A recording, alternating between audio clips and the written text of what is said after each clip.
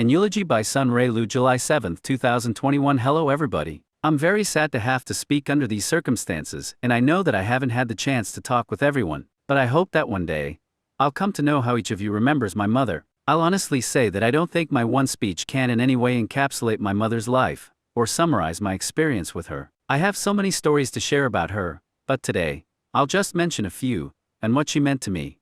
One experience I think about a lot was about 10 years ago, when I was considering trying out this new skincare regimen called Proactive, a cleanser toner moisturizer combination program that was supposed to clear your skin. I told my mother about this in her living room, and she stood up and started to look closely at me, peering at every shadow and pore on my face. I wasn't sure exactly what she was thinking, but I began to mug my profile from side to side so she could get a better view. As she continued to examine me, I thought, oh, Mom is just going to tell me what a handsome son she has and say that I don't need to spend hundreds of dollars on skincare.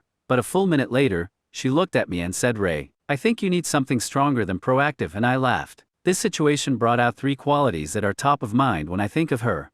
Her love of examining and studying the world around her, her tendency towards critical and honest feedback, and her commitment to improvement. Observational skills. My mom was always a keen observer of the world around her, always inspecting things, taking in all of the sights, sounds, smells, tastes, feelings into her mind, and finding ways to express what she experienced. The full 60 seconds she spent studying my face, I knew she was taking her time to see what was in front of her, thinking about what she knew from her own experiences and finding the words to express her thoughts. Because of her ability to view and express the world around her, she was a passionate reader and writer. She loved literature, majoring in that subject at National Taiwan University. She wrote countless stories about her experience as a single mother in Flushing and as a child. I can remember often seeing photos of our family in the Chinese newspapers, with an accompanying article where I could probably make out about 5 of the Chinese characters. Although the times were difficult when I was growing up, my biological father disappeared on our family in 1990, when I was 7.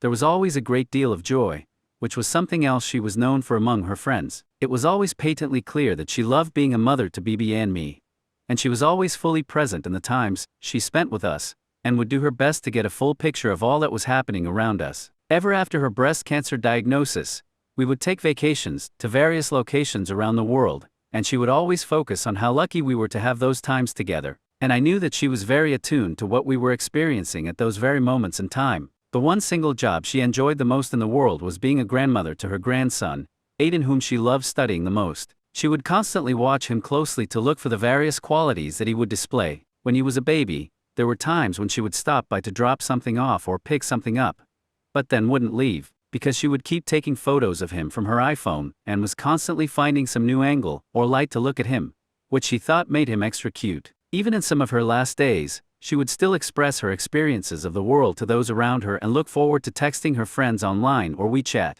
She even reviewed her articles and got to relive many of the strongest memories of her life, publishing an anthology of her writings in the process with the help of her friends in California. In many ways, my mom was a student of the world, always carefully studying and scrutinizing the things around her. Critical and honest. Now the second quality I mention about my mom, her providing critical and honest feedback, isn't to present her in a negative light, but part of what made her my mom was her openly expressing what she was experiencing, and this really speaks to what my relationship with her was like. My mom was not a tiger mother by any means, but as my only parent, she would know when I wasn't doing my best, and would make her objections very clear and known to me, and I will admit that she was right a lot of times. She grew up in Taiwan, and had taken entrance exams for her junior high, senior high and university, and when my sister and I had the opportunity to participate in the same type of merit-based system for New York City high schools, our mom expected both of us to be admitted to the top schools. She believed in our ability to work as hard as she did, and her expectation drove us. When she thought I was slacking off,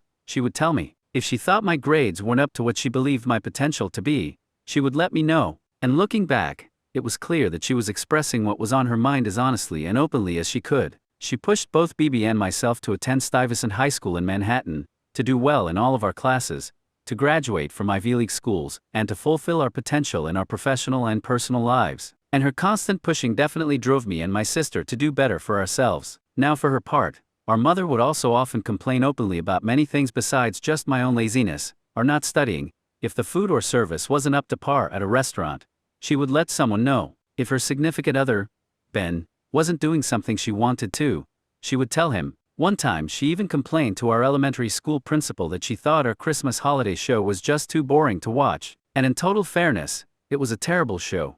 And I think there are videos out there on social media to prove it. Sometimes as kids, Bibi and I would both feel embarrassed by her complaints and criticisms, as mainstream American culture doesn't have the same comfort with this openness in expressing judgments. But through her example, we learn to expect more from the world around us and to demand more from ourselves. So needless to say, her constant corrections really pushed us to become better students, dedicated professionals, involved citizens and more driven human beings. Commitment to improvement. And this brings me to the last quality about my mom: her commitment to improving things in and around her. As I mentioned, she immigrated to the US from Taiwan, and held a number of jobs during her time in America, starting off as a waitress, then a seamstress, and eventually a computer programmer, a Chinese tutor and an owner of various real estate properties across New York. She would seek the feedback of her writer friends about her articles, take courses in gardening, earn certifications in topics from computers to real estate to public education, and study diligently for her church small group meetings, all in hopes of improving herself. And she always imagined that her kids and grandkids would do better, and inherit a greater world than the one she grew up in.